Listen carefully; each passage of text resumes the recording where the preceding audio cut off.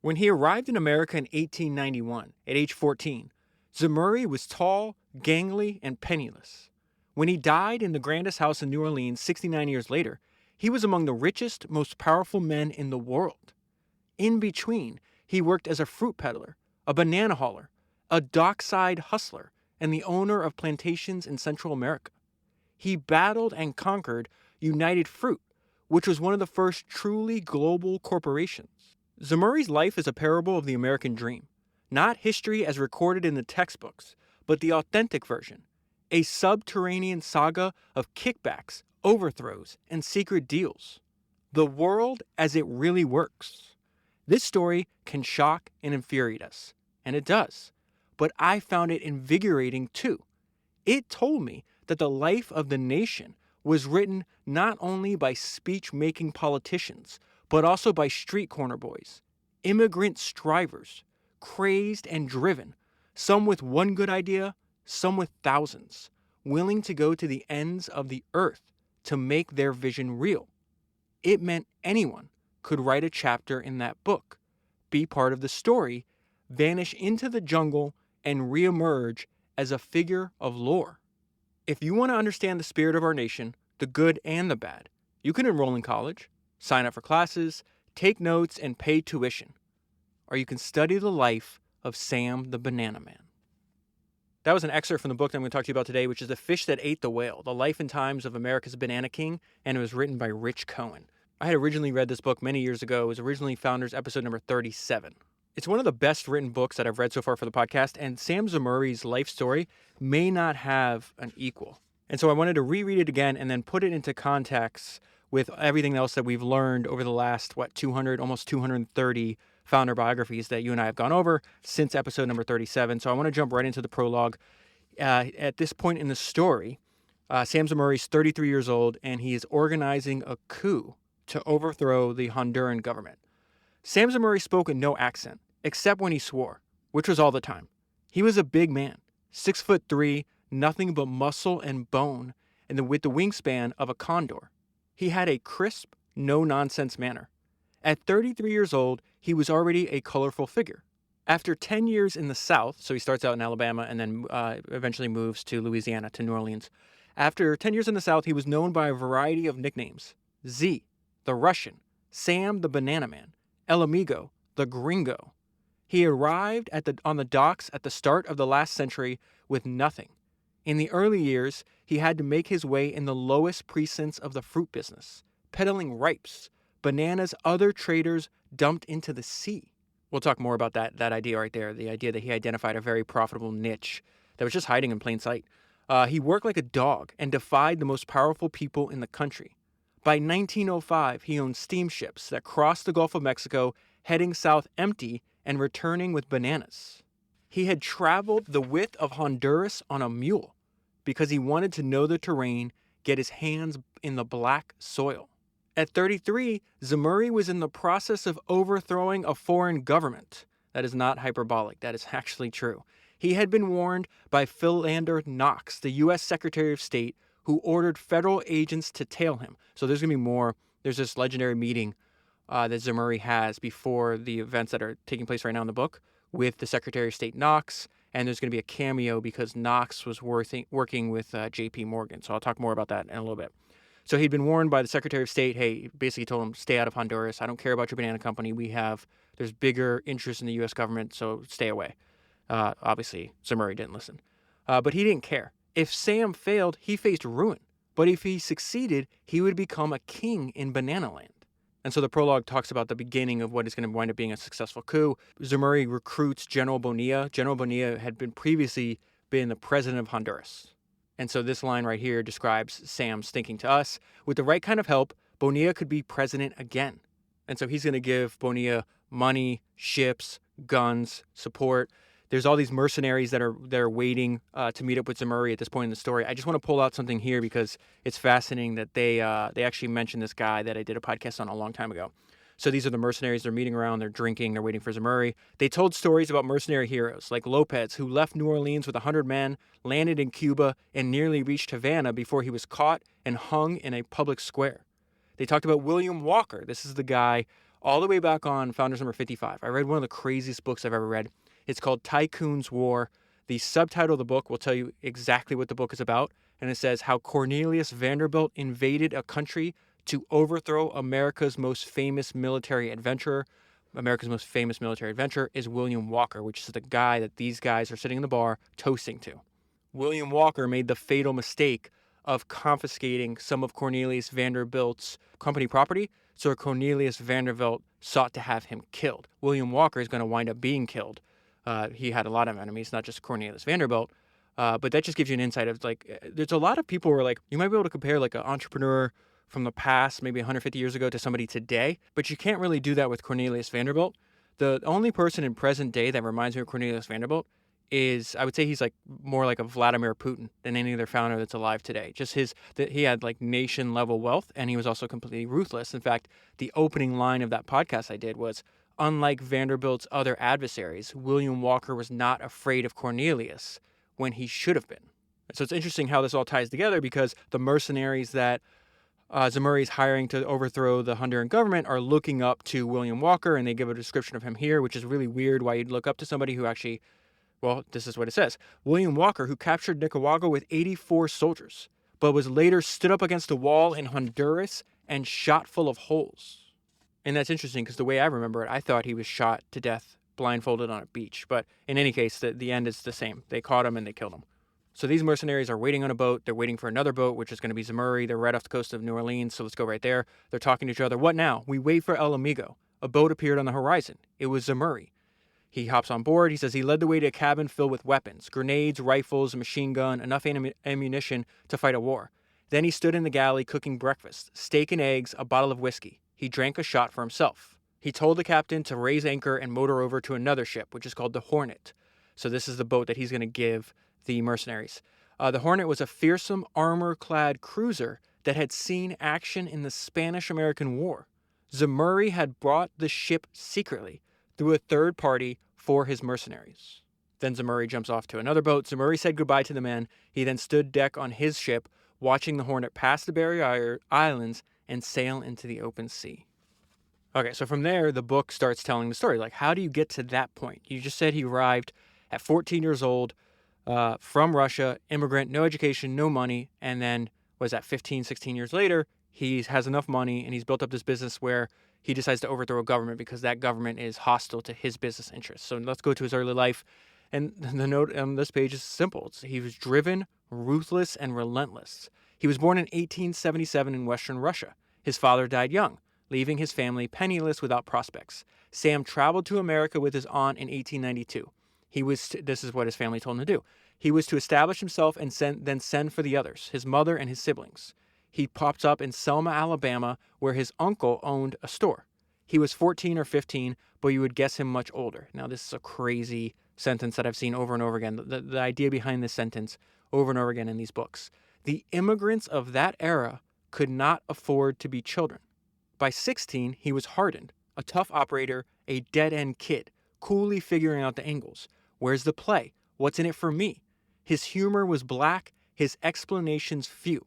And this is another great sentence. The writing, I just ordered another one of Rich Cohen's books. He just actually published a biography of his father. But he's one of the best writers I've ever come across in terms of just making a founder biography. Not only is there like a ton of interesting lessons in here, but it's hard to put down the book. It's just absolutely fantastic writing. He was driven by the same raw energy that had always attracted the most ambitious to America, then pushed them to the head of the crowd. Grasper, climber, nasty ways of describing this kid who wants what you take for granted. From his first months in America, he was scheming, looking for ways to get ahead. You did not need to be a Rockefeller to know the basics of the dream. Start at the bottom, fight your way to the top. Over time, Sam would develop a philosophy best expressed in a handful of phrases. So these are what I would call Zemurrayisms. They're spread throughout the entire book. Here's a few here. You're there, we're here.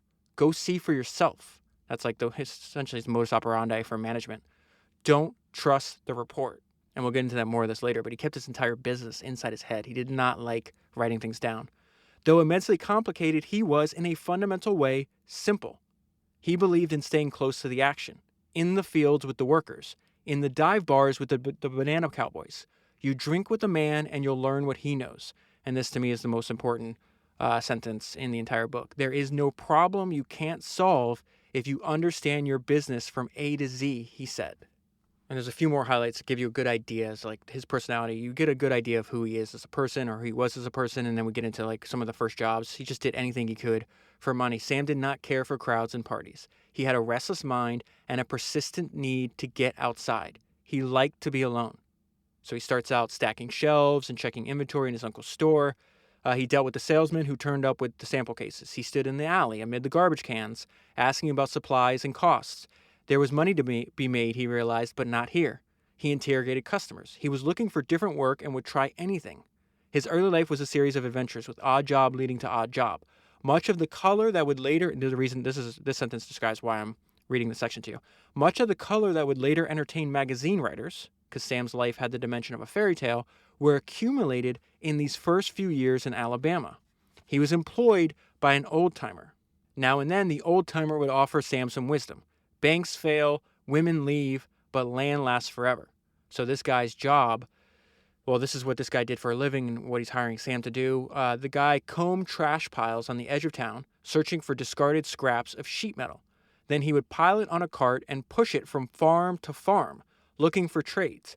I'll trade you some wire for a chicken coop in return from one of those pigs that you got in the pen.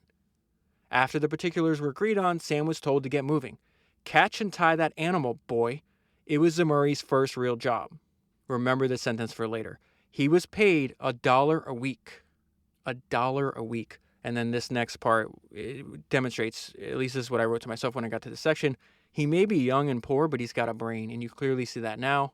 He kept the job long enough to know that he would rather be the man who owned the hog than the man who collected the junk. And he'd rather be the man who discarded the sheet metal than the man who owned the hog. A series of odd jobs followed. He was a house cleaner. He was a delivery boy. By 18, he had saved enough money to send for his brothers and sisters. But his real life began only when he saw that first banana. He devised a plan soon after. He would travel to Mobile, Alabama, where the fruit boats arrived from Central America, purchase a supply of his own, carry them back to Selma, and go into the business. So he goes down to the dock and he's looking for opportunity. There's a line here that just is really a main theme of the book. The main theme of the book is that you should learn every detail of your trade. He just said the reason he's doing this is because if I know everything A to Z, there's no problem I can't solve. He wanted to learn every detail of the trade. The bananas that did not make the cut were designated as ripes, and they were heaped in a sad pile. A ripe is a banana you have left in the sun that has become freckled. These bananas, though they're still good to eat right now, would never make it to the market in time. In less than a week, they'd begin to soften and stink. As far as the banana merchants were concerned, before Sam, that's the important part, these were trash. So they're telling us Sam's essentially spotted an opportunity where others saw nothing. Sam grew fixated on the ripes. He recognized a product where others had seen only trash. It was the worldview of the immigrant, understanding how so-called garbage might be valued under a different name, seeing nutrition where others only saw waste. He was the son of a poor Russian farmer for whom food had once been scarce enough to make even a freckled banana seem precious. That's another main theme of the book that'll pop up over and over again. That is the primary way he viewed himself, as just a farmer. Sam walked down to the pier to talk to the company agent. Zemurray had saved $150. That was his stake. He figured it would go further if it was spent on ripes. He was no fool. He knew what this meant, that he'd have to move fast, that he was entering a race with the clock. As far as he was concerned, now keep in mind, I'm going to tell you what I thought about this paragraph after I read it, but I'm going to tell you it before I read it to you. This is going to remind me of Jay-Z, and I'll explain where that connection is coming from. As far as he was concerned, ripes were considered trash only because Boston Fruit and similar other firms were too slow-footed to cover ground. It was a calculation based on arrogance. I can be fast where others have been slow. I can hustle where others have been satisfied with the easy pickings of the trade. So all the way back on Founders 238, if you haven't listened to it yet, I read Jay-Z's autobiography. You never know when you release a podcast which ones are going to resonate. For some reason, that one resonates a lot. I constantly hear back from people that love that podcast. I love the book because I've been a huge Jay-Z fan my whole life. There's two things that came to mind immediately. when I got to that section. And there's two paragraphs. They're on one's on page 75 of Jay-Z's autobiography, one's on page 76. I'm going to read them because this is exactly where I feel the mentality that Jay-Z had, very similar to the mentality we see from a young Sam Zemurray. And this is what Jay-Z says. This is the kid on the street. The kid on the streets is getting a shot at a dream. He sees the guy who gets rich and thinks, yep, that'll be me. He ignores the other stories going around. And I'll get to the second paragraph in a minute, but Zemurray's making that same calculation. There's a ton of people getting rich in the banana trade, right? There's a bunch of people, and he winds up hiring these people that were at one point rich or one point successful and then fell off. And so he hires them to make sure that he avoids their fate, which is actually really smart that he does that later on. But this idea is like, yeah, okay, I'm not going to worry about the people that tried this and failed. I'm going to assume the guy I'm going to assume I'm the person. I'm the guy that got rich and thinks, yep, that'll be me. The second paragraph that I think also illustrates Sam's thinking here. And this is so dead on with what's happening in the book. There's no way to quantify all this on a spreadsheet, but it's the dream of being the exception, the one who gets rich and gets out before he gets got. That is the key to a hustler's motivation. And that's mind-blowing to me because Jay-Z is describing the early days of his life. Now you go and you place that in context with the early days of Sam Zemurray's life, and it's the exact same thought applied to a different domain. It was a calculation based on arrogance. I can be fast where others have been slow. I can hustle. It's interesting they use the same word. He's using that as a verb. Jay-Z's using it as a noun. I can hustle where others have been satisfied with the easy pickings of the trade. Let's go back to the book. Zemurray's first cargo consisted of a few thousand bananas. He did not spend all his money but retained a small balance, which was used to rent a boxcar on the railroad. The trip to Selma, where he's taking the bananas, was scheduled to take 3 days, meaning he would have just enough time to get the fruit to market before the sun did its worst. This is so wild. Since the freight charge used the last of his money, Zemurray traveled in the boxcar with the bananas. And this is just fantastic writing. It seems appropriate. Zemurray sleeping beside his first haul, attending to his product like a baby in a nursery. And so we see another trait that Sam has his whole life. He's always listening. He wants the information that you have, because that information, if I shut up, if I use my ears more than my mouth, that's how I get smart, right? And so he winds up talking to a brakeman, just a guy working on the railroad that gives him a great idea. And this is what the guy said to him. You got a good product there. If you could just get word ahead of the towns along the line on the railroad, I'm sure the grocery owners would meet you at the platforms and buy the bananas right off the boxcar.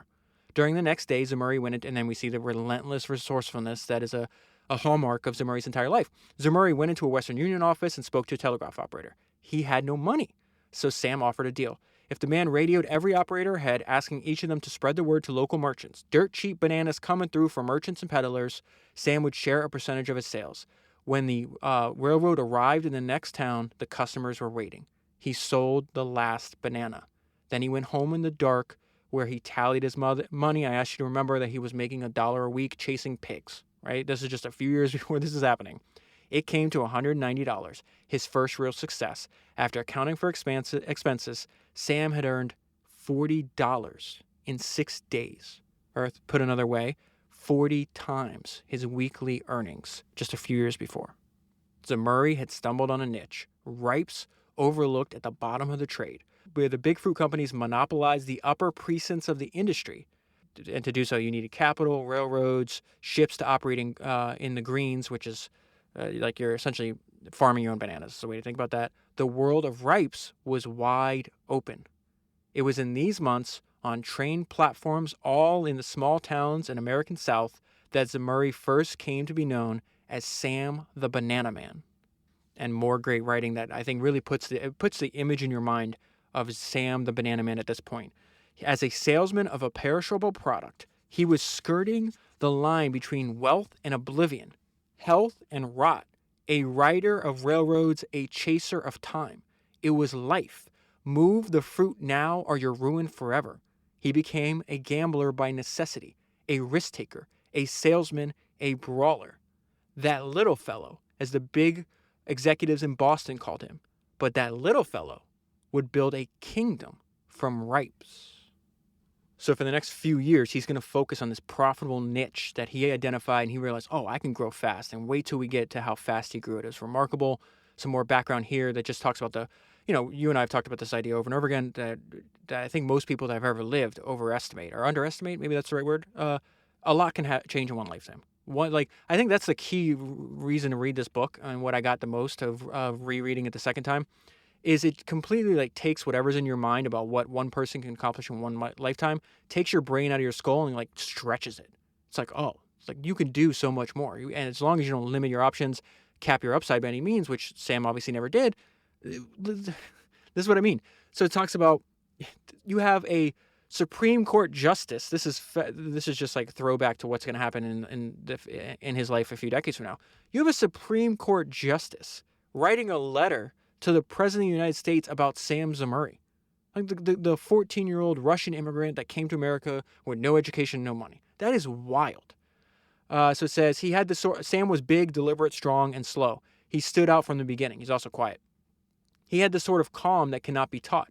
Years later, in a letter to FDR, Supreme Court Justice Felix Frankfurter described Zemurray as, quote, one of the few statesmen among businessmen that I have ever encountered. He has the qualities that one usually finds in a great personality. That is just remarkable. So back to this time in the early career of his, he was a kind of colossus. Dismissals of him as a little fellow were comical. They're referencing, so you have this company, the whale and the fish, right? In the title, the whale is United Fruit. Now the founders of United Fruit, there's going to be 3 founders. I'm going to introduce you to them in a minute. They all, what's fascinating to me is like they were much older than Sam. They said they're like, oh, like he's another me, right? Maybe a younger version of me. They never, ever, ever underestimated him. In fact, they did the smart move and they partnered with them. Now, when they die and this gigantic company they wound up building from nothing is taken over by these executives, they do the exact opposite. And you and I have talked about this over and over again. It pops up in the book. There is no upside. Never underestimate your opponent. It is all downside and no upside, and that's exactly what they do. They underestimated one of the most formidable individuals to ever live, and they would call him the little fellow. And so that's what the author's saying. It's like the idea that you call him a little fellow was comical, not only because he was gigantic in size, 6'3", all muscle. He's they're in an office in Boston. He's like hacking a machete and building and planting banana plants in Honduras. So it says he moved to Mobile. We're not there yet, though. He moved to Mobile, Alabama soon after he went into Ripes. Better to live near the docks. If business was slow, he took a job. He would work on a ship as part of a cleaning crew scrubbing decks. He had soon made his name as a uniquely resourceful trader, this crazy Russian who bought all the freckled bananas. He was pure hustle. There's that word again, used by both Jay-Z and Sam Zemurray and the author. He purchased every ripe and overripe and about to be ripe he could lay his hands on. The importers were happy to get money for what in other towns was considered trash. This is going to bring him to the attention of Andrew Preston. Andrew Preston is going to be there's 3 founders in United Fruit. He might be the most important one. And he's the one, he's like, hey, I want to meet this kid. And that is, Zemurray is a kid at this time. It's really hard to understand that. Because Zemurray discovered a patch of fertile ground previously untilled, his business grew by leaps and bounds. So what does that mean? In 1899, he sold 20,000 bananas. 4 years later, he sold 500,000. Within a decade, he'd be selling more than 1 million bananas a year. Andrew Preston, the president of United Fruit and one of the founders, asked to meet Zemurray, this Russian selling all the ripes. No photos of this meeting were taken, no minutes recorded, but it was significant. The Titan who began the trade, that is not hyperbolic either, and we'll get into like how technology unlocks it. Before the banana trade it was all local. They mentioned the steamship, that new technology, the steamship turns it into a global business. That's why the book starts out with like, you have to understand, United Fruit was one of the first truly global corporations. In fact, there's like this antitrust suit that gets taken against United Fruit all the way up to the Supreme Court of the United States, and that decision affects the future of all these international companies that occur after this. So I think I bring that up later on, but I want to get to what Preston's talking about, like what his impression of Zemurray, which I thought was very interesting. So it says, but it was significant. The Titan who began the trade shaking hands with the nobody who would perfect it. Preston later spoke of Zemurray with admiration. He said, the kid from Russia was closer in spirit to the banana pioneers than anyone else working. He's a risk taker, Preston explained. He's a thinker. He's a doer. And so what do you think Preston's going to do when he comes across somebody like that? He's like, oh, I need to sign this kid. Zemurray signed a contract with United Fruit that year, putting their arrangement in writing. And so there's going to be this dance throughout Zemurray's entire life, because Preston's eventually going to, he's a lot older than Zemurray, so he's going to pass away. But this is like the first dance, the first song in the dance that they're going to have throughout their entire careers, where you have Zemurray's company, which he's going to formalize here in a little bit, and eventually, like, it's going to have a partnership with United Fruit. Then there's all these antitrust allegations from the Justice Department of the United States, causes Preston to be forced to sell back to Zemurray. I think he only owned like 10% of the company, something like that, which is going to lead to Zemurray building like the most formidable competition that United Fruit's ever seen. And then eventually, there's what the entire book's about is how the hell does this fruit jobber, right? This little guy from the docks is what they called him. How does he take over how does he take over and then run for 25 years?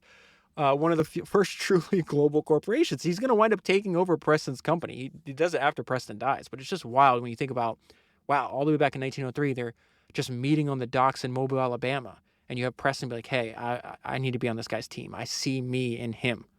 So let's go back to the book. A few years before, Zemurray seemed like a fool buying garbage. Now look at what he accomplished. Selling hundreds of thousands of bananas a year, he'd become one of the biggest traffickers in the trade. And he'd done it without having to incur the traditional costs. What does that mean?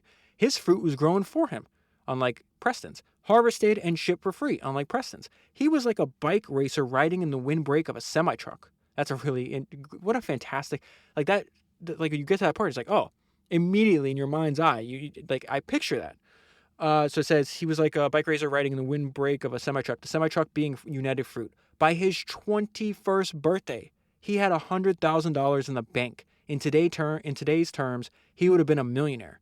If he had stopped there, his would have been a great success story. But here's the thing. They don't write books about people that stop there. So we know Zemurray obviously didn't stop there. That's not his personality. In fact, he starts working in the trade. What? He's 18, 19 years old. He has like a few, this is such a crazy story. I know I've said that over and over again, but it is really one of the crazy stories I've ever come across. Eventually, the United States government is going to force Zemurray to sell his business to United Fruit because they're about to go to war. The two companies are literally go to war in Central America, and they had interests. So there's, throughout the life of Sam Zemurray, there's times where the government wants him and United Fruit to divest, and then a few years later, they force them to partner. But so he has like a few year break, like a year or two break. I forgot the exact time. And then, but outside of that year or two break where he's forced out of the industry, he works in the banana industry till he's, I want to say 74, 76. So starting in 1876, and he dies, I think, at 84. So let's go to his next step. Obviously, there's a lot more detail. Highly, highly, highly recommend. If you haven't read the book, and I know a ton of people listen to Founders have because I've talked to them about it. But if you haven't, you got to pick it up because it's just so crazy. And it's only like, I got a lot of highlights, but 250 pages. It's just absolutely fantastic. So let's get to the next part in Zemurray's life. How is he going to move up the stack, right? He's like, all right, well, I'm not going to just stay. I'm not content to just stay with Ripes forever. I want to expand. He realizes, hey, I got to take on a partner, even though it kind of goes against his nature. Sam Zemurray took a partner in 1903. This was out of character. He was a solitary sort, a late night walker, and a party avoider. He liked to make decisions on his own, better to ask forgiveness than permission. But he had gone as far as he could with Ripes. He wanted to move into the more respectable precincts of the trade. That was where the real money was. For this, he would need capital and help. So he takes his partner. It says Hubbard, that's the guy's name, is gone now, dead and buried and forgotten. He was a poor bastard who lacked the nerve, who sold out too early, who quit the game a minute before the number came in. That happens in the future, though. At this point, they joined with an ambitious goal, to traffic yellows and greens. This meant they'd have to contract Central American farmers for a percentage of each harvest, which Zemurray and Hubbard would then import. For Sam, who had always kept costs down, this meant assuming a new level of risk, and that risk, his high tolerance. There's a lot of echoes, because I just reread two books, or I reread Titan and then read another biography of Rockefeller. We're going to see that, like, oh, they think very similarly. So does Andrew Preston in regard to Rockefeller. But that high tolerance for risk makes Hubbard in the future extremely uncomfortable, and that's going to lead to Zemurray buying him out. Zemurray and Hubbard purchased Thatcher Brothers Steamship Company, which was in bad financial shape. The acquisition ran upwards of $10,000. Sam put up some of the money, and Hubbard did the same, and the balance was covered by the United Fruit Company at the direction of Andrew Preston. Preston followed Zemurray's progress as the general. This is such a great description of what Preston is doing. Preston followed Zemurray's progress as the general manager of the Yankees might follow a flamethrower making his way through the minors. Such partnerships were the way of United Fruit, the style that earned the company the nickname the Octopus. They wrapped their tentacles around every startup in the industry. In those days, United Fruit either owned a piece of you or was intent on your destruction. And then as a result of buying this company, having steamships, doing a partnership with both Hubbard and Preston, this is a great way to think about this. His field of operations suddenly expanded. The entire Gulf of Mexico was now open. So I want to skip ahead because I want to talk about the founders of United Fruit, which I thought this section was absolutely fascinating. And so it says, in certain ways, Sam Zemurray was without precedent. The pushcart nebbish, the fruit jobber from the docks. He came from nowhere to create not just a fortune, but an archetype. He was the gringo in platonic form. He seemed to strive for the sake of striving, to hustle to prove it could be done. Swinging his machete as the sun beats down, face bathed in sweat. You see him astride his white mule. He's in the doorway of the cantina. His voice is gruff, saying, if you're on a man's side, this is another Zemurrayism that you can think about it that way. If you're on a man's side, you stay on that man's side, or you're no better than a goddamn animal, he would say. Was there a precursor? And we already know the answer to this question because that's a major point of studying the history of entrepreneurship. Of course there was. There always is. It's just the same personality type that just keeps appearing over and over again throughout hundreds of years of history. It's remarkable. Of course there was. The world is a mere succession of fortunes made and lost, lessons learned and forgotten and learned again. In truth, Zemurray was following a path blazed by three men who had gone into the jungle a generation before. Here I speak of the Titans, who built the greatest banana company in the world, United Fruit, the octopus, reviled even now, decades after its empire collapsed in the South. So the three founders, they're all going to come together for different reasons. It's Lorenzo Baker, Andrew Preston, and Minor Keith. So Lorenzo Baker, this goes on for quite a bit. So I'm just going to give you the top level highlights, so this podcast will be like 5 hours long. Lorenzo Baker, he's going to buy the ship. And so he's making money because gold prospectors are saying, hey, will you take us down to somewhere? I think this might be in Bolivia. I can't remember exactly. And he's like, yeah, I'll take that. That's fine. And so on his route back up to America, he's at a bar in the Caribbean and he sees his first bananas. And he's like, what are those?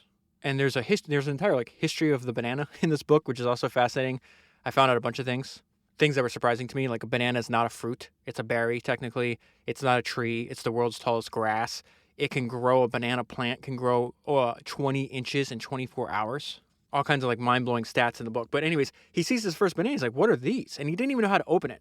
And so then he's like, oh, this is delicious. I'm going to buy them. So he bought 160 bunches. He's in Jamaica at this time.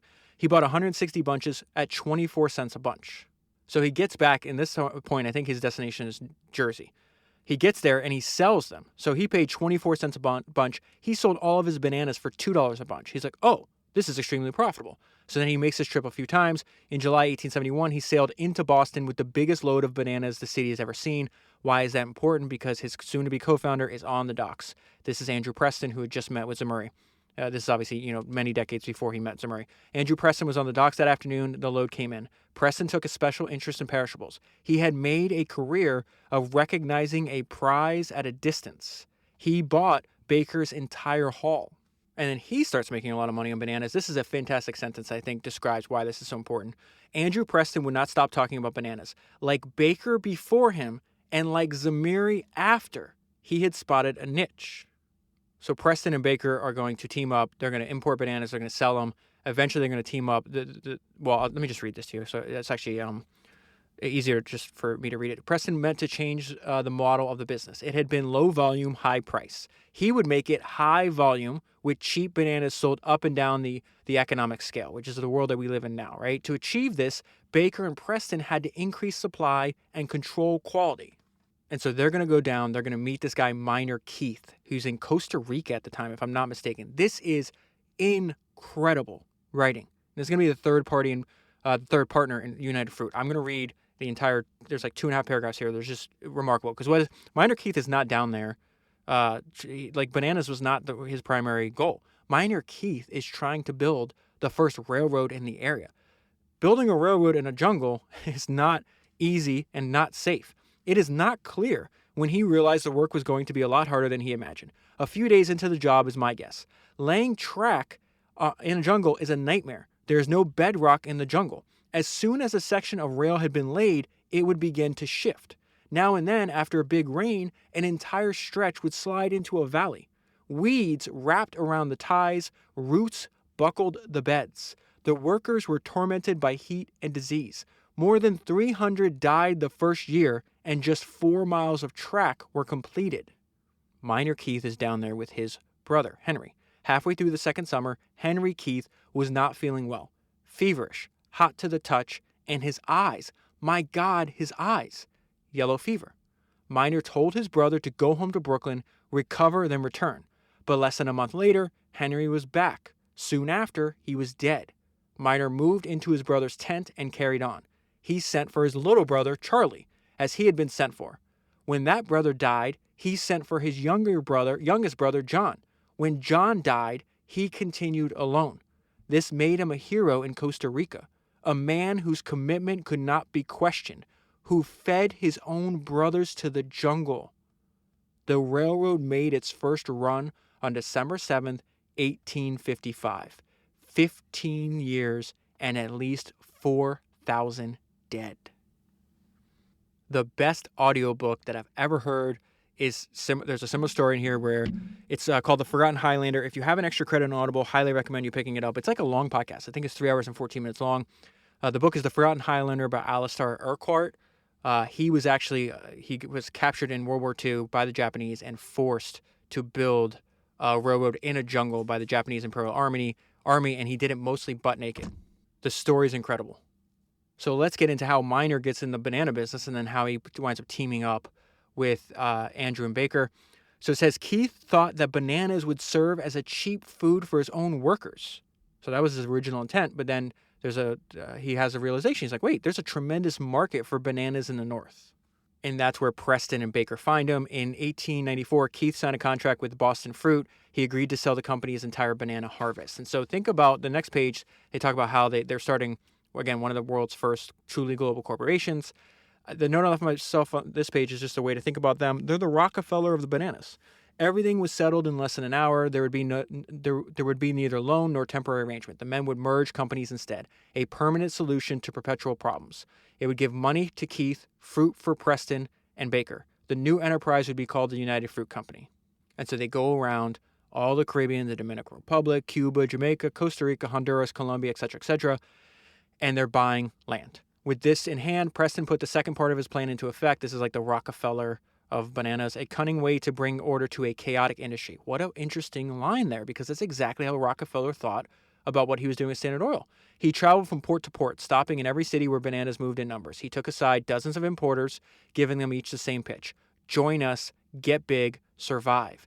In return for shares in their small companies, these men would receive United Fruit stock. This is the Rockefeller of bananas. It's so wild to me. After the year without bananas, most of the traders who survived were willing to swap independence for security. So what does that mean? I think it was 1899 exactly. They were heavily dependent on weather for their crop, as you could expect. I think it was a hurricane. I can't remember exactly. I'm surprised I didn't take notes on this, but some kind of climatic event caused them to not have, there was like a year where they couldn't harvest any of their fruit. And so what happens, just like Rockefeller, who was always operating from a position of financial strength way greater than his competitors, he just waited for a downturn and he just buy up your property. That's exactly what Preston's doing here. After the year without bananas, most of the traders who survived were willing to swap independence for security. In the first 6 months, United Fruit merged with 27 banana companies. Come on. That's exactly, this is crazy, the parallel here. You and I just went over the fact that, was it 22? I can't remember the number. 22, 24, something like that, that Rockefeller swallows up, the Cleveland Massacre, Rockefeller swallows up like 22 or 24, something like that, other refineries in like a few month period in Cleveland. We're seeing the exact same thing here. Within 6 months, United Fruit merges with 27 banana companies. Rockefeller of bananas. Okay, so that's the background with the founders. All these guys are going to know Zemurray. All of them are going to respect him. They're much older, obviously, than he is. Let's go back to Zemurray. Obviously, we're going to fast forward. Started when he's 14, then he's 18, then he's 21. Now he's 29. This is a few years before he's going to do this Honduran coup. At 29, he was rich, a well-known figure in a steamy paradise. Now he's already he's moved his operations to New Orleans. His friends were associates, his mentors and enemies the same. He was a bachelor and alone, but not lonely. He was on a mission. He was in quest of the American dream and was circumspect and deliberate as a result. So this is more about how he operates his business. He never sent letters or took notes, preferring to speak in person or by phone. He did not want to leave a record or draw attention. And so we already talked about how he's trying to get to the next level, right? Starts out with ripes, Then he's like, hey, I want to import. I want to own my own ships. Now he's going to like, he always takes it. He's like, okay, that's step one. Took step one as far as I can go. Now we go to step two. Let's take step two as far as I can go. And now he's going to go to step three. He's like, I need my own land. I need to like, he's vertically integrating, right? His company was operating as an importer, not growing bananas, but buying them from Central American farmers. Zemurray's worries were about supply, setting a good price, working out deals with exporters. His firm was grossing several $100,000 a year, most of which went to pay farmers and sailors and local officials who had to be bribed. If you had looked into his eyes, you would see the machinery turning. That is what Frank Brogan told me. It's just the sort of person he was, explained Brogan, who had worked for Zemurray in South America. He was one of those guys. Part of him is always figuring things out. You listen to a man like that. He knows something that can't be taught. So he's going back and forth between Central America and New Orleans at the time.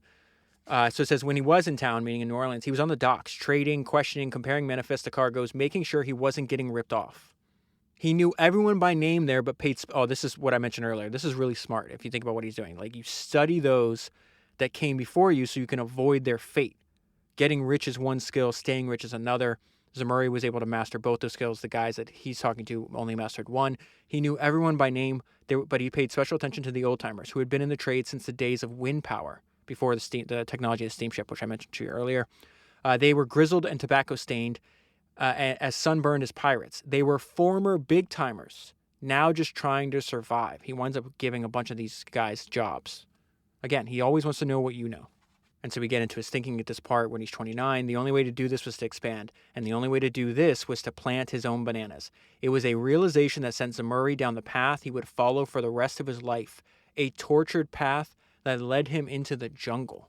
So not only is this a fascinating biography of a formidable individual, but it's also a really interesting story about what the world was like in New Orleans and Central America and the Caribbean in the early 1900s. He sets up shop in Honduras. This is the year is 1910. And it says when Zemurray arrived, it was a kind of frontier town. It was untouched by government or law. There was gunplay every night. The streets were awash in liquor and gold. And why is it attracting so many like ruffians, to use the word of Alexander Graham Bell? Because Honduras had no extradition treaty with the United States. And because of that, it had become a criminal refuge filled with Americans on the lam. So this is where he becomes famous because he crosses the entire country by mule. I mentioned this earlier. His first time on a mule, Zemurray was thrown to the ground. The second time, the animal bit his toe. The third time, the mule dropped and rolled. The fifth time, the mule carried Zemurray to the middle of a river and left him there. But the point is that the reason this story is in there is because he has incredible levels of endurance and persistence. So it says Zemurray was a habitual limit crasher. He loved feats of endurance, proving himself by watching his companions flag, throw up their hands, and say, let's take a break for a beer.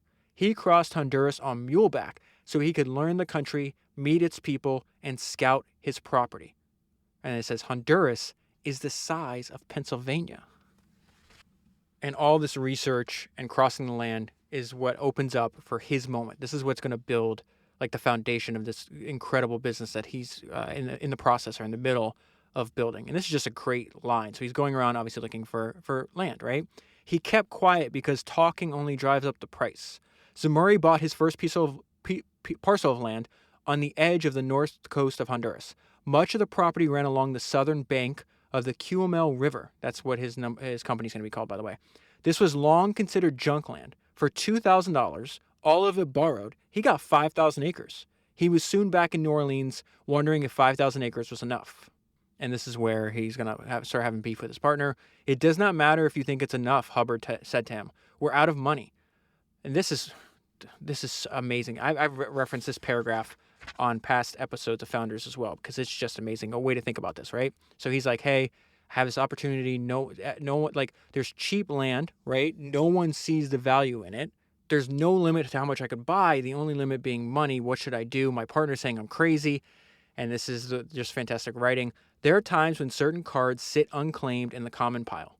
When certain properties become available that will never be available again. A good businessman feels those moments like a fall in the barometric pressure. A great businessman is dumb enough to act on them even when he cannot afford to.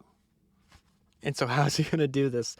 Oh, man. Okay, Zemurray returned to Honduras in the spring of 1910 with a plan that was very simple and beautifully effective. Head north beyond the last paved road into the delta of the river, flash a bankroll, and buy as much land as he could until his cash ran out. He was playing with borrowed money. Having tapped out every line of credit in New Orleans and Mobile, he had gone to the banks in New York and Boston. Whoever was lending, he was accepting. This is very similar to what we just learned about Rockefeller in the early days of his career, too. He was out there overextended and vulnerable. He must have worried about the risk, but had to know this was his moment. This land would not be this cheap forever. In the course of a few months, he accumulated the uncleared acres that would constitute his first plantation. And why is that? Because to go back to what he said, if you know your business from A to Z, there's nothing problem you can't solve. How many of the executives later on in the United Fruit Company, which is headquartered in Boston, are going to be scouting land by mule? None. He had superior information, understood something important, lost on Hondurans. To the peasants that he was buying the land from, the land was swamp and disease. Nothing that will still be nothing in 100 years. Sam knew better. Because he was raised on a farm, he realized the meaning of all that black soil beneath the weeds. Because he worked as a jobber, he realized the worth of the fruit that would thrive in that soil. This land, picked up for a song, was in fact the most valuable banana country in the world. Zemurray then went all across Honduras meeting government officials for that. So he needs a ton of money, right, that he's got to borrow. He needs it to buy land from people that don't think it's valuable, and then he needs it because he's going to pay off every single politician that he ever comes across. Flat out corruption, not even trying to hide it. This is a result of this corruption. His company would be exempted from import duties on all equipment, exempted too from paying property, labor, and export tax. Zemurray's bananas would arrive in the United States unencumbered by such fees. This meant he could sell his product just as cheaply as United Fruit. If asked to sum up Sam in these early days when he was building his first plantation, I would use the word drive. And then a few sentences later, the author does my job for me. Why bananas? Because it was the nearest product at hand. If Sam had settled in Chicago, it would have been beef. If he was in Pittsburgh, it would have been steel. If he was in LA, it would have been movies. In the end, it does not matter what you're stocking. Selling is the thing.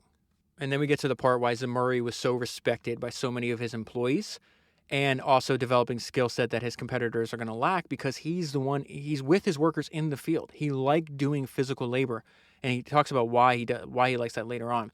But this is a description of what they're doing. It was the hardest work in the world. If this is the kind of book I want it to be, it will leave you with a sense of the fields, the heat and the fear, the snakes in the brush that have to be killed with a single blow, the sting of the poison that makes you want to lie down just for a minute, the scorpions that drop into your shirt in search of exposed skin. So I didn't know scorpions nest in banana plants and banana trees. The mosquito swarms that deliver yellow fever, the malaria dreams, the swampland and broken tools and arsenic trees, the way your health is destroyed, your hands blistered, your back ruined, the way the world appears when you have forgotten to drink enough water. And just keep that in mind because that's what he's experiencing. He's in his late 20s, early 30s, and then he's going to have to go up against banana executives who've taken over for the company founders that have long since died. And it's just like the experiences that Sam endured and then went through, just the knowledge that he gets from being involved in every single step of the process. The idea that you're going to wind up having some kind of information advantage over this person is just silly. And not only that, he's clearly demonstrated a high capacity to take pain. Zemurray worked in the field besides his engineers, planters, and machete men. He was deep in the muck, sweat-covered, swinging a blade. He helped map the plantations, plant the rhizomes.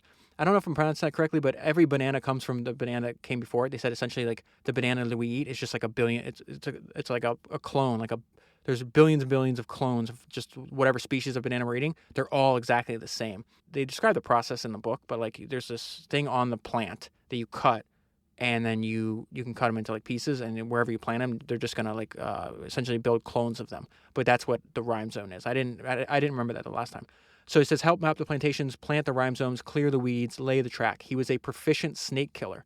He shouted orders in dog Spanish. And this is why also what he liked about it. He believed in the transcendent power of physical labor, that a man can free his soul only by exhausting his body. And then the author makes the point, I guess just the point I was trying to make to you. His years in the jungle gave him experience rare in the trade. Unlike most of his competitors, he understood every part of the business, from the executive suite where the stock was manipulated to the ripening room where the green fruit turned yellow. He was contemptuous of banana men who spent their lives in the north, far from the plantations. We're going to see another Zemurrayism here. Those schmucks, what do they know? They're there, we're here. And so this plan, this mass expansion on borrowed money, this is going to lead to his breakup. Because his partner thought Zemurray was too bold, just like Rockefeller's early partners in the oil business thought he was too bold. Hubbard had agreed to the first round of bank loans and land purchases. Then he agreed to the second. But this was too much. Whereas Zemurray thought everything should be risked now while the opportunity presented itself, Hubbard believed the business should be given time to become established. First, plant the land we've acquired, pay off our loans, and then we could think about acquiring more acres. Zemurray must have realized the business had to get big to survive. Go all in or get out, Sam said. Sam was young and wanted to bet everything. Hubbard did not have the fortitude for such risks. Asked to describe Zemurray by a New Orleans newspaper reporter after they broke up, this is fantastic, the best Hubbard could say was, he's a man with big ideas. So he's going to buy him out. What was Sam thinking? Piling debt on debt, risk on risk. He was taking it all on his own shoulders. But what did it matter? If he failed by himself, he would lose the exact same amount as if he failed with a partner. Everything. So now we get to the coup. And there's an entire chapter that has like this backstory here. It's really fascinating, but it's a disagreement between multiple nations, right? And we've seen this play out over and over again. One nation lends another poorer nation money, high interest rate, they wind up defaulting. There's all these things that happen as a result of that. But the United States government is trying to step in because there's going to be Secretary of State Knox, and then J.P. Morgan makes his cameo here, where he's going to refinance and cash out these British bankers and get their railroad bonds that are taking place, I think, in Honduras. But I'm going to give you like the high level, like what's going on here and why Sam's doing what he's doing, right? And there's obviously more detail if you want to hear the backstory in the book. The Knox plan was good for everyone, in fact, except the people of Honduras and for Sam Zemurray, whose business could not function without the concessions and sweetheart deals that would be forbidden by Morgan. Remember, previously Zemurray had bribed for advantageous economic exemptions a few years before this is happening. Morgan's plan is going to wipe all that out. It would add as much as a penny per bunch to each banana bunch, which would drive Zemurray out of business. Zemurray went to work as soon as he learned the terms of the Knox plan. His goal was simple: undermine, overturn, undo, and kill it dead. And so this is where Zemurray is going to be summoned to the Washington, D.C., and it says, on what must have been one of the strangest days of his life, Zemurray received a message from Washington, D.C. He was to report to the office of the United States Secretary of State. He had been in America less than a generation, and here he was embroiled at the highest level of national affairs. And so the author says, I've pieced together from various sources their exchange. This is very similar to what happened. It starts with Knox, and then you'll understand who's saying what. Knox says, You've not been brought here to haggle, sir. Then why have I been brought here? To be told that I'm finished? That's not my concern. Look, Mr. Secretary, if a few simple accommodations could be worked out, I'm not discussing this, Mr. Zemurray. I'm not bargaining. I'm telling you the policy of the United States. Now that you know the policy, I'm advising you, as nicely as I can, to go home and stay out of it. Do not meddle in Honduras. It is not your concern. But it is my concern, Mr. Secretary. The treaty will mean the end of my business. That's unfortunate, Mr. Zemurray, but my purview is larger than your banana business. When Zemurray stood to leave, Knox warned him a second time. Don't meddle. Stay out of it. I better not hear you've got yourself mixed up in the politics of Honduras. Zemurray nodded and seemed to agree, but Secretary Knox was not so sure. Though he tried to put people at ease, Zemurray often struck those in power as a man who could not be controlled. Yeah, that's an understatement.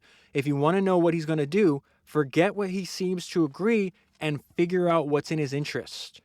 As soon as Zemurray was gone, Knox made some calls, so he winds up having him. Zemurray is wind up being put under surveillance. And so this is just more great writing. Pretend you're Samuel Zemurray.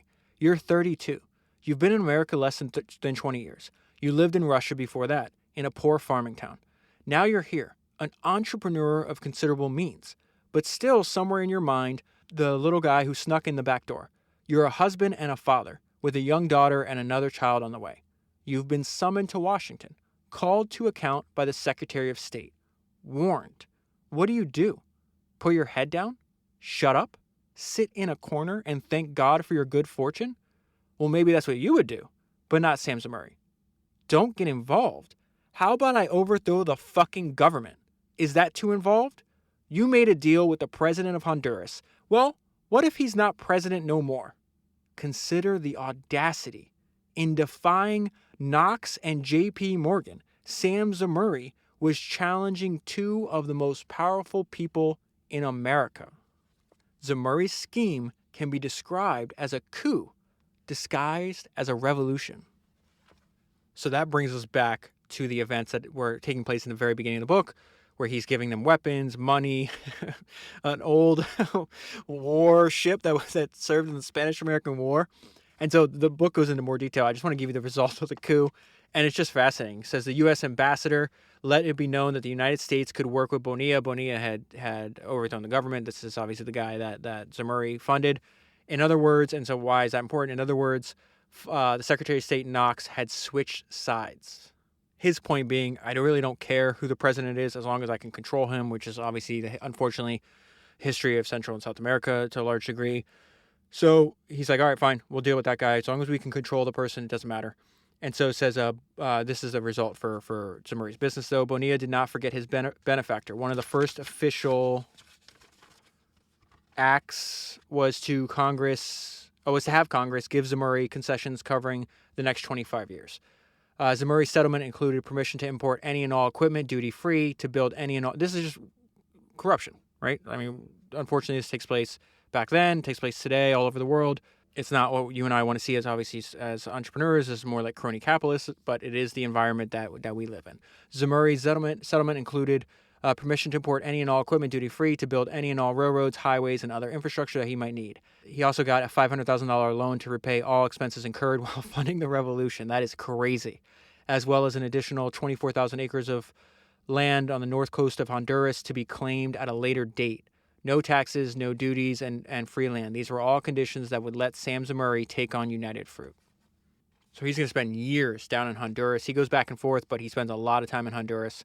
This is a little bit of his routine at this point in his career. He's up early each morning and eats breakfast of raw vegetables and bananas. In other cases, I might not linger on what a man had for breakfast, but such details fascinated and confused Zemurray's competitors. Executives at United Fruit were bewildered by reports of the jungle-dwelling Russian who had been living for weeks on nothing but figs, or who was taking a fast cure and not eating anything for 20 days, or who had been standing on his head beside a shade tree in the process of proving or disproving that inversion benefits the digestion. Okay, so that's something he did a lot in his life. For some reason, after he'd eat, he'd stand on his head. And then the note I left myself on here was hilarious. He's the Jay-Z of banana moguls. He writes nothing down and keeps it on his head because Jay-Z's famous on not writing his raps. He just does it all in his mind.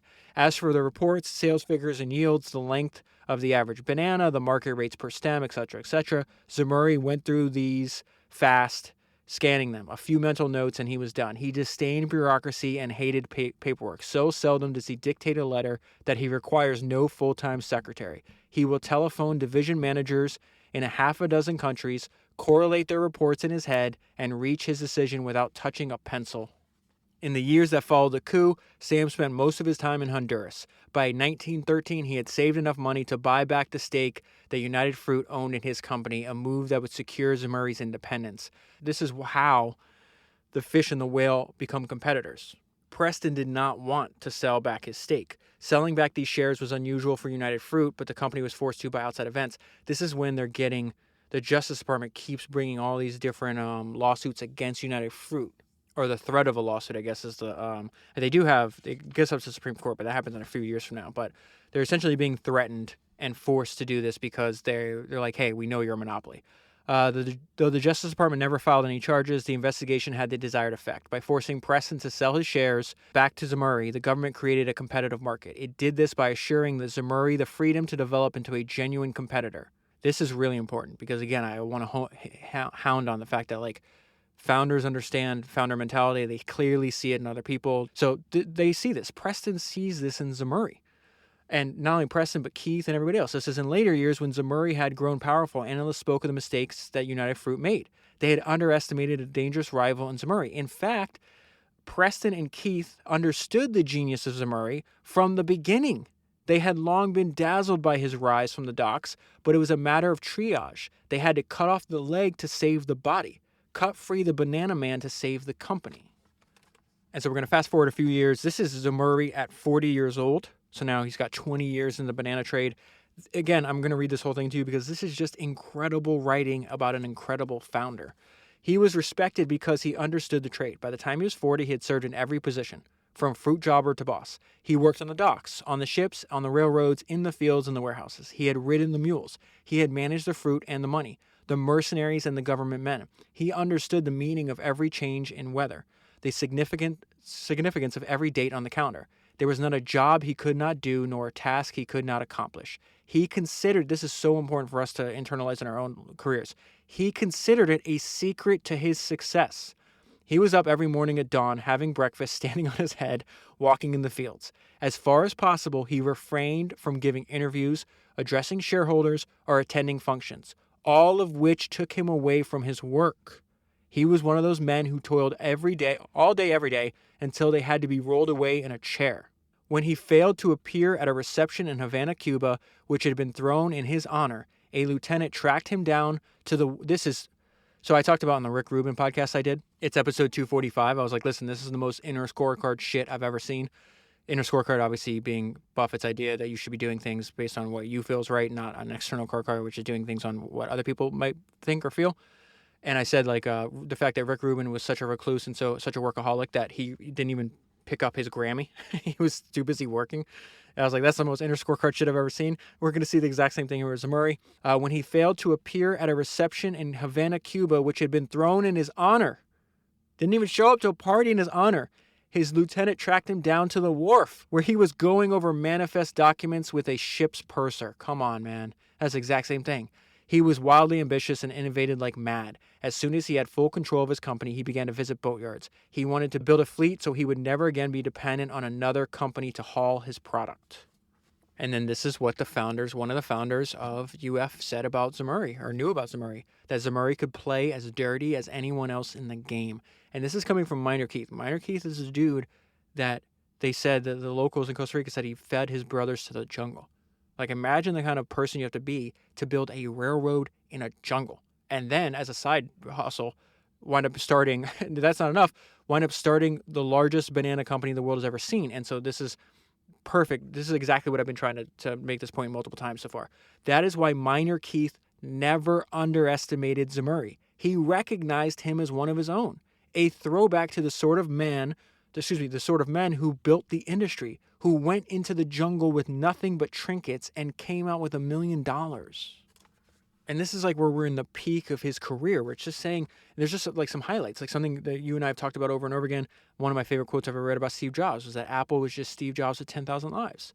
The culture of his company, meaning Zemurray, and obviously applies to Jobs and everybody else, the culture of his company was his personality. And so it goes up to this point. It's like by 1925, it's the biggest competitor to United Fruit. United Fruit still has way more workers. They have a little bit, like, they're more revenue.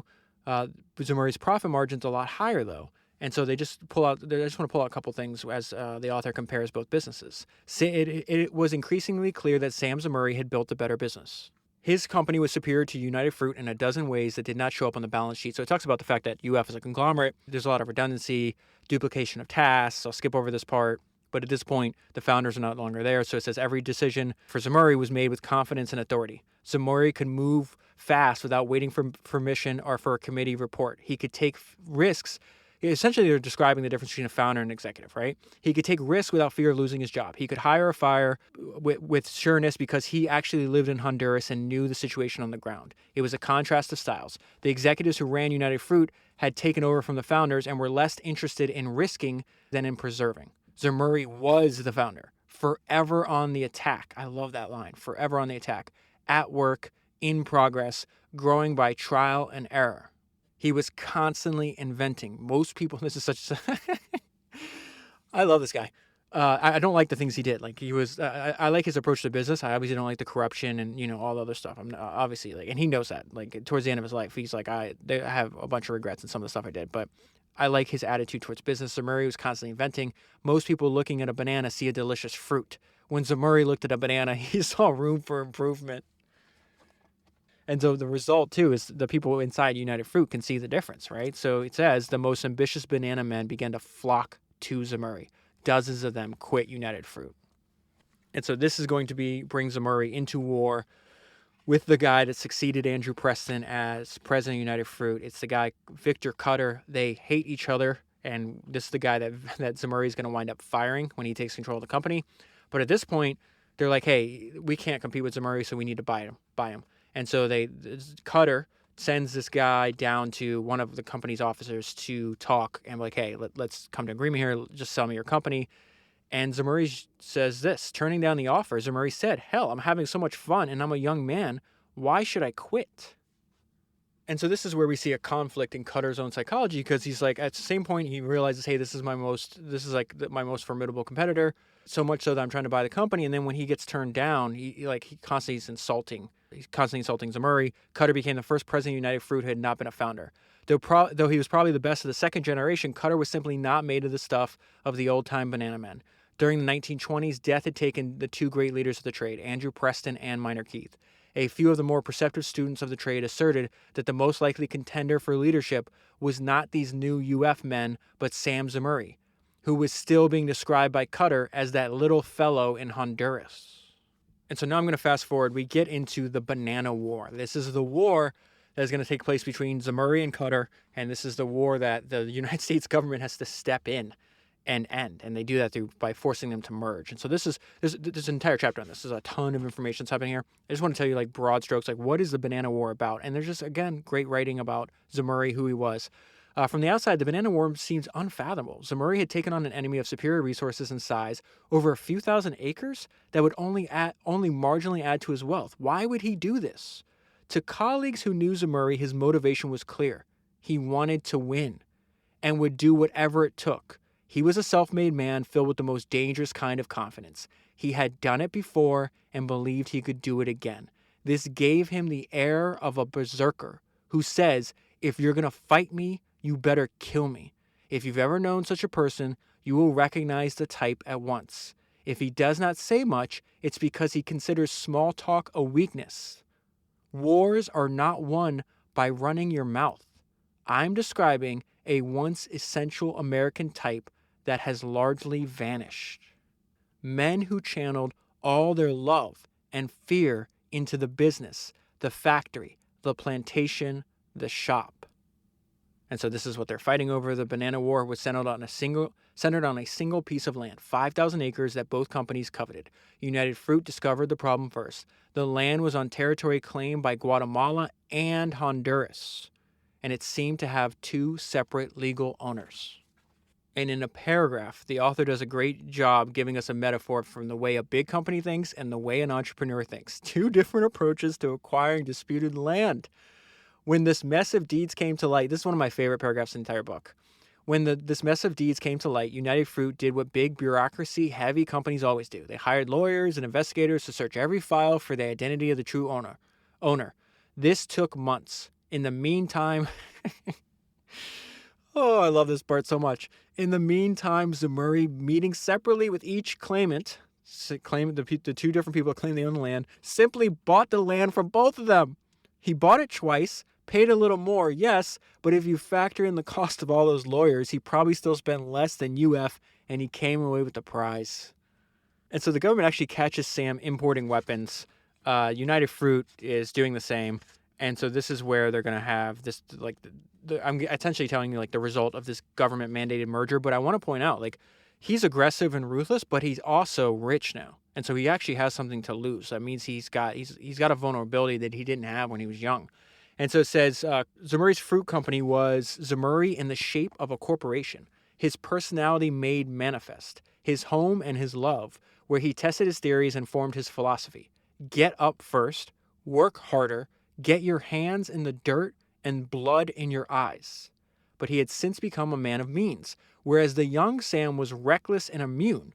From nowhere, with nothing, there were all sorts of ways the middle-aged Sam could be hurt.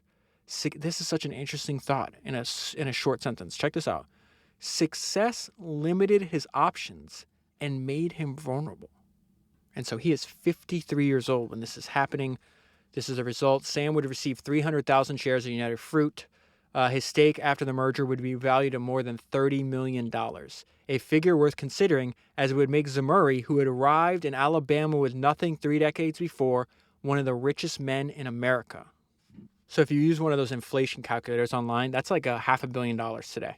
As part of the agreement, Zemurray, who would now become the majority owner of United Fruit stock, agreed to retire from the banana trade. And so this is happening. The deal was actually approved in December 1929, 3 months after the stock market crash. So Zemurray's older, very rich, very well known. He develops a series of enemies, very powerful enemies. One of these is Huey Long. Huey Long is going to be the former governor of Louisiana and a sitting U.S. senator when he's assassinated. It's not clear who killed him, but he also had a bunch of enemies. So it says, when Huey said, let's soak the rich, Sam heard, let's soak Zemurray. When Huey said, let's crush the ring, Sam heard, let's crush Zemurray. To Huey Long, Zemurray represented everything that was wrong in America. The fat cat who had taken more than his share. So what's happening is Huey Long would go around and he'd make public speeches talking about how evil Zemurray is and other rich people.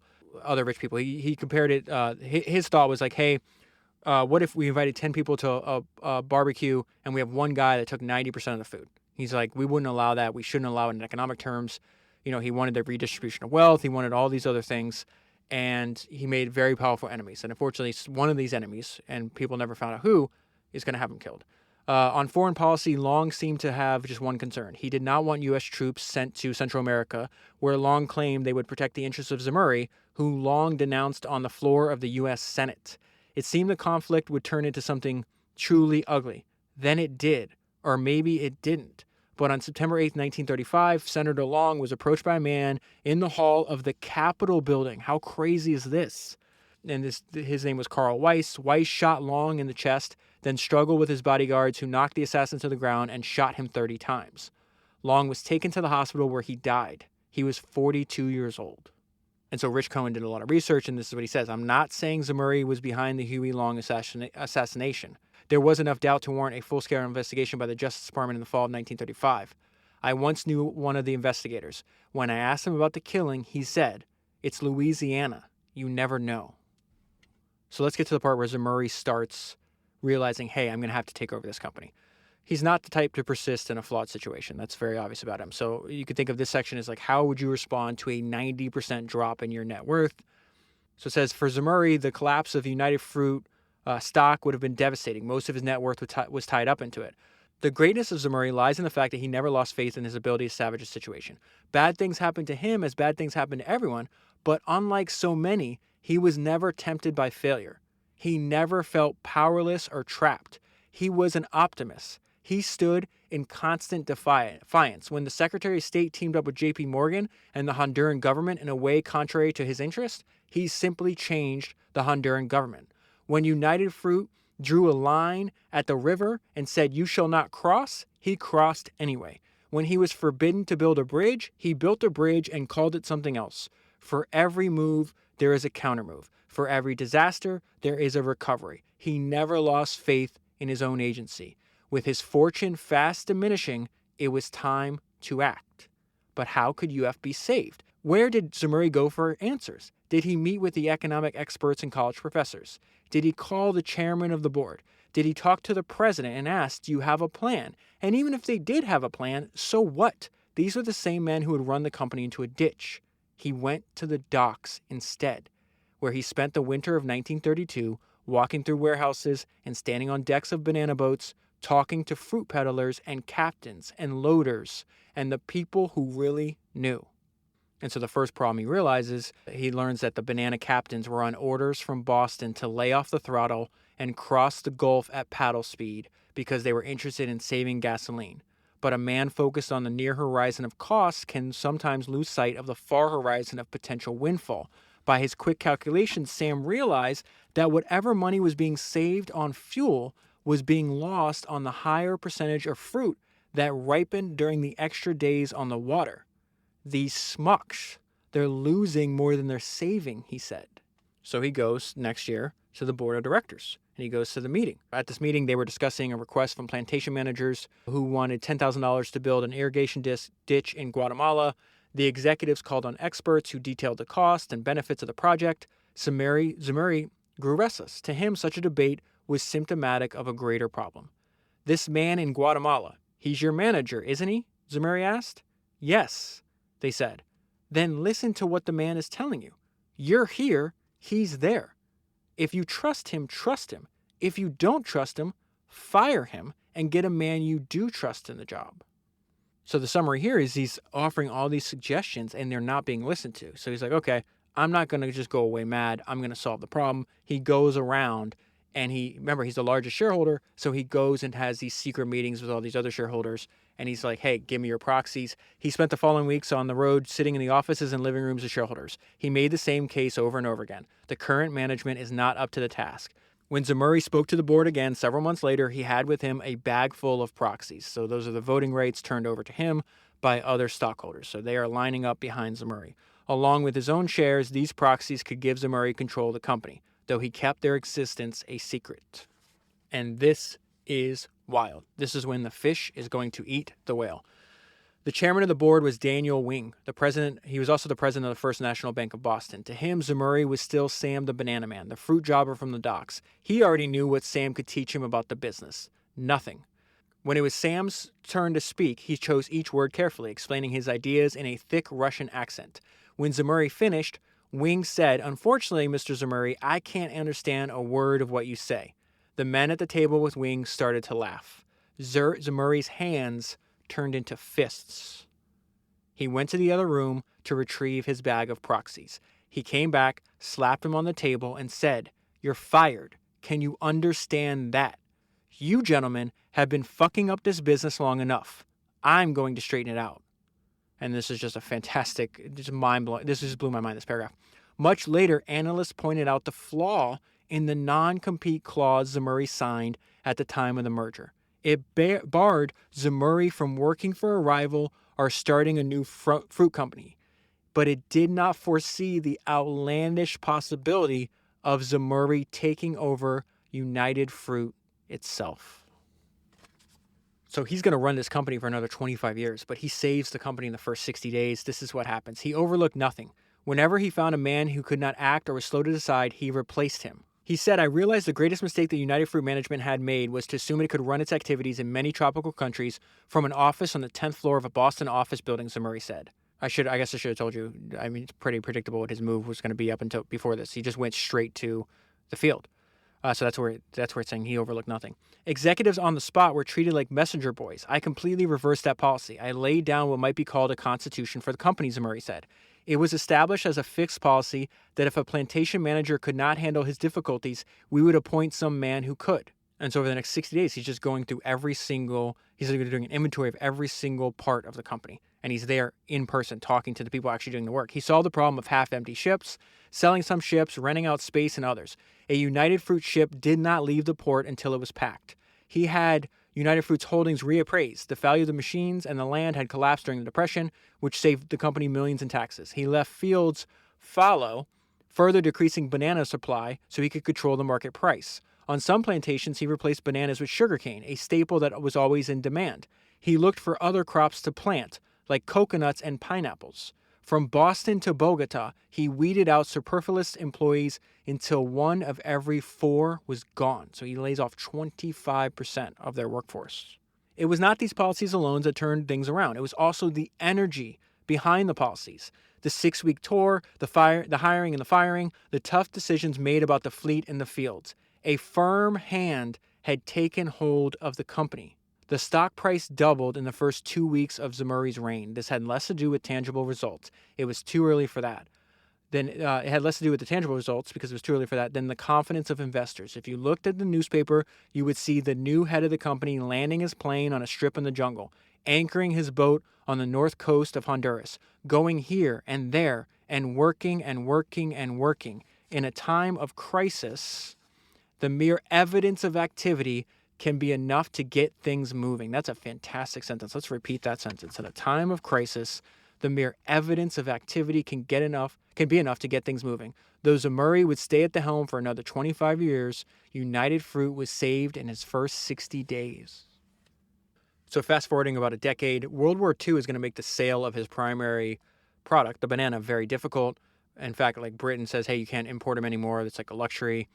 And so the reason I want to point this out to you is because Zemurray's reaction to this is just perfect. He chose innovation over despair. Zemurray was never heard to bitch or justify. He was a member of a generation that lived by the maxim, never complain, never explain. What do you do when your product rots? You find something else to sell. Zemurray began to look for other crops he could grow on his plantations, crops that could be classified as necessities, meaning they would not have a quota, right? Like some countries, you couldn't import any bananas, and then other countries said, we have a limit of how many we're going to import. So that's obviously not good. If countries are limiting how much of your product you can sell, he sent agents in search of plants and trees that grew in the tropics on other parts of the globe, so around the equator, right? He was especially interested in plants critical to the war effort, but whose import from Asia had been blocked by the Japanese during World War II. So he grew things like hemp and rubber trees, and essentially figured, hey, we're going to make America more self-sufficient, and we're going to pick things that are in high demand by the military. By 1944, Zemurray had thousands of acres bearing strange fruit. It was among the proudest achievements of his life. He was a farmer at heart, and here he was behaving like a farmer in the midst of a locust blight. He was innovating his way out of ruin. So by this point in his life, Zemurray's a much older man. His son is 31 years old. He's a pilot, and he volunteers to fight in World War II. Sam Zemurray Jr. enlisted shortly after the attack on Pearl Harbor. In those days, when the fighting started, you went. If you didn't go, there was something wrong with you. Sam Jr. was attached to the Western Desert Air Force in northern Africa. It was extremely dangerous work. Here's a photo of Sam Jr. taken in the fall of 1943. He's broad-shouldered and handsome in his flight suit, hands in his pockets, smiling. He flew dozens of missions. On January 7, 1943, Sam Jr. took off at sundown. Major Samuel Zemurray Jr., 31, having lost his way in heavy fog, flew his P-51 into a mountain. There was a flash when the fuel tanks ignited, and then darkness. I don't know when Zemurray Sr. got the news. It's impossible to express the horror he must have felt. One moment, there was a world full of people and markets. The next moment, there was nothing. It was the blackest period in his life. Historic events transpired, the invasion of Normandy, the dropping of the atomic bomb, but he did not notice. The war ended, the squares filled with sailors. The men got drunk, the mothers wept with joy. Sam did not know what they were celebrating. The first peacetime shipment of bananas arrived soon after. He did not care.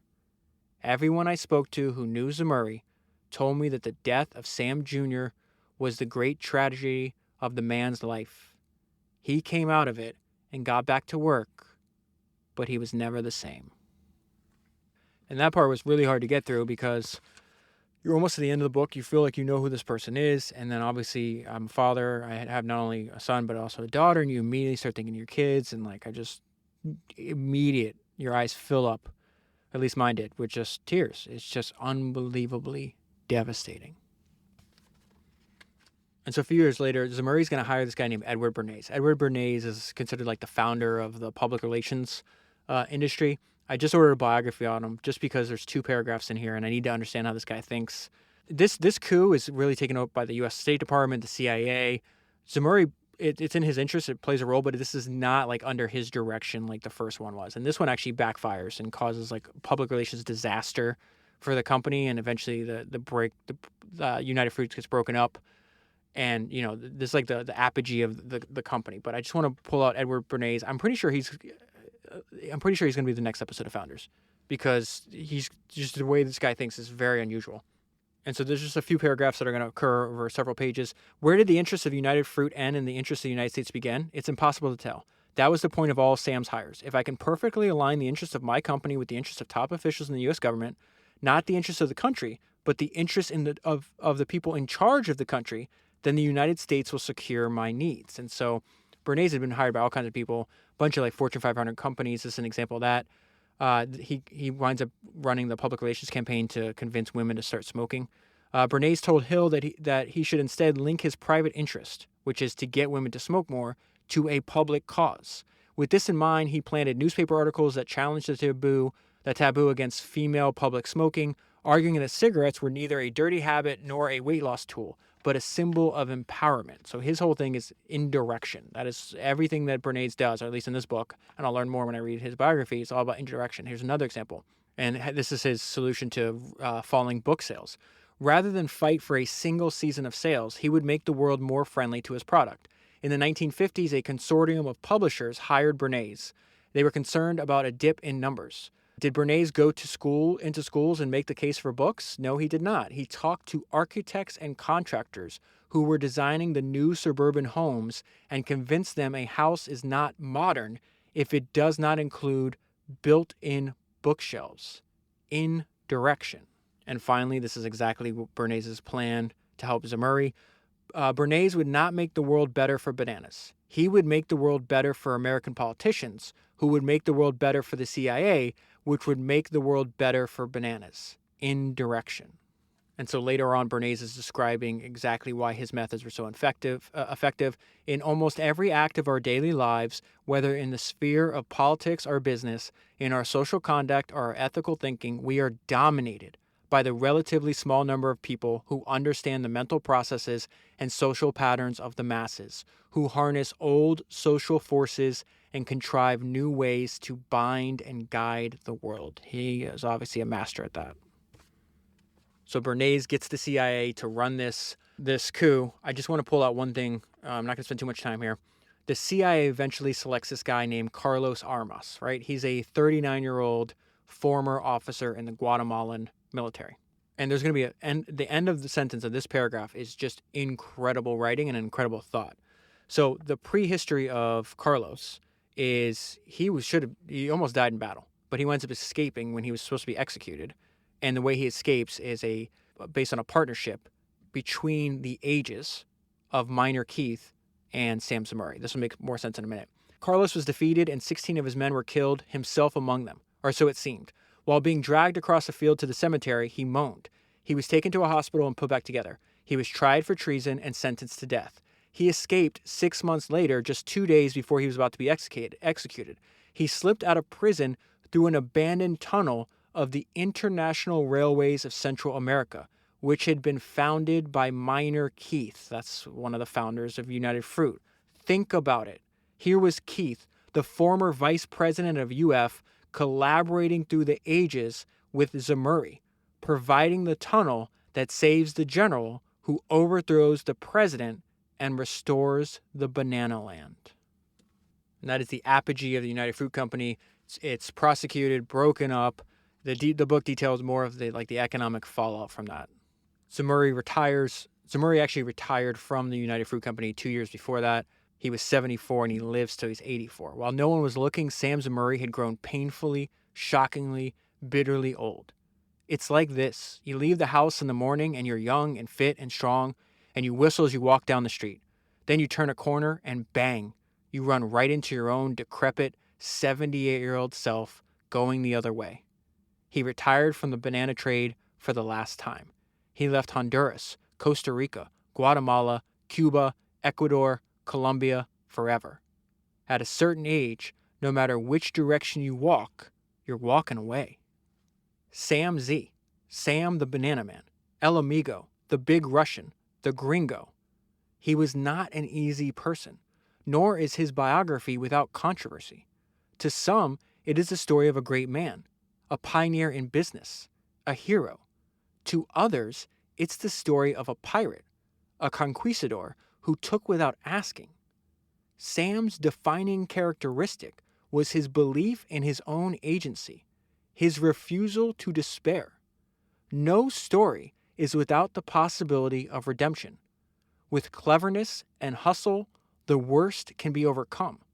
I can't help but feel that we would do well by emulating Sam Zemurray, not the brutality or the conquest, but the righteous anger that sent the striver into the boardroom of laughing elites, waving his proxies, shouting, "You gentlemen have been fucking up this business long enough. I'm going to straighten it out." And that is where I'll leave it. For the full story, highly, highly recommend reading this book. I think every founder should have it in its library. Talk to your friends that have read the book. I have never come across anybody that has not done anything else but enthusiastically recommend reading the book. It is fantastic. This is the second time I've read it. I'm sure in the future, maybe a few years from now, I'll read it again. If you buy the book using the link that's in the show notes of your podcast player, you'll be supporting the podcast at the same time. If you want to see every single book in reverse chronological order, you can order them. It's amazon.com/shop/founders podcast. You'll see every single book. And if you buy on that Amazon shop, you will also be obviously being supporting the podcast at the same time. That is 255 books down, 1,000 to go. And I'll talk to you again soon.